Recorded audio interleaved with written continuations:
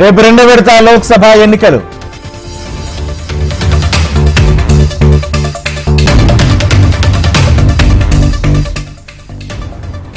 రేపు రెండో విడత లోక్సభ ఎన్నికలు. మొత్తం 89 పోలింగ్ స్థానాలకు పోలింగ్.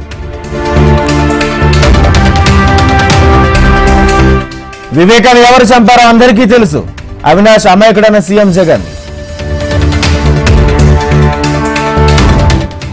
పులివెందులో జగన్ నామినేషన్. ఆర్ఓ కార్యాలయంలో దాఖలు చేసిన సీఎం.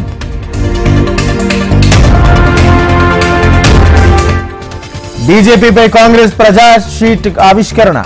గాంధీభవన్ ముందు నయవంచన పేరుతో ఫ్లెక్సీ. 10 ఏళ్లలో నిత్యావసరాల ధరలు పెరిగిపోయాయి. ఏ ప్రధాని చేయని అప్పులు మోదీ చేశారన్న రేవంత్. ఇవాళ చేవెళ్లలో సీఎం టూర్. జనజేతర సభకు హాజరు కానున్న రేవంత్. రెండో రోజుకు చేరిన కేసీఆర్ బస్సు యాత్ర. సాయంత్రం భువనగిరిలో KCR road show.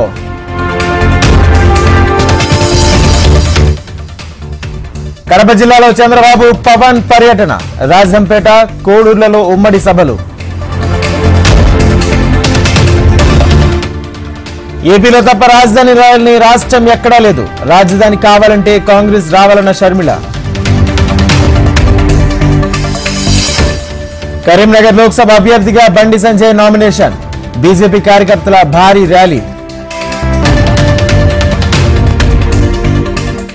Phone tapping కేసులో కీలక పరిణామం. అరెస్ట్ అయిన పోలీసులపై సైబర్ టెర్రరిజం సెక్షన్లు నమోదు. సివిల్స్ ర్యాంకర్లను అభినందించిన హరీష్ రావు.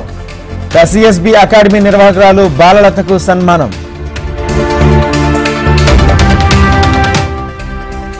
తెలుగు రాష్ట్రాల్లో మాడు పగిలేలా ఎండలు.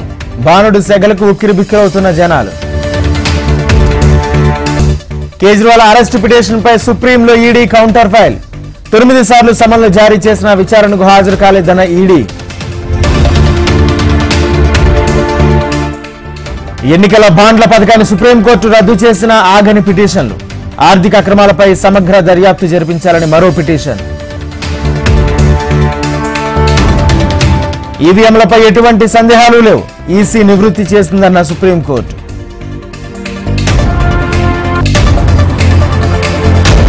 ఉక్రెయిన్ కు అమెరికా 8 లక్షల కోట్ల రూపాయల సైనిక సహాయం. ఫైల్ పై సంతకం చేసిన అధ్యక్షుడు బైడెన్. యావత్ ప్రపంచం అమెరికా వైపే చూస్తోంది. అనేక దేశాలు తమ గెలుపును కోరుకుంటున్నాయన్న బైడెన్.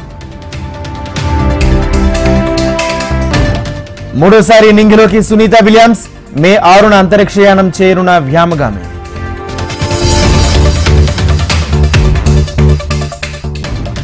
కశ్మీర్ సమస్యను శాంతియుతంగా పరిష్కరించుకోవాలి. పాకిస్తాన్, ఇరాన్ ఉమ్మడి ప్రకటనలో వెల్లడి.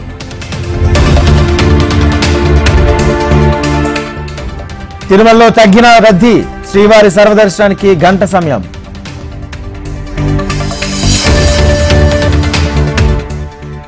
ఐపీఎల్లో ఇవాళ హైదరాబాద్ తో బెంగళూరు డి. రాత్రి 7:30 ఉప్పల్ స్టేడియంలో బిగ్ ఫైట్.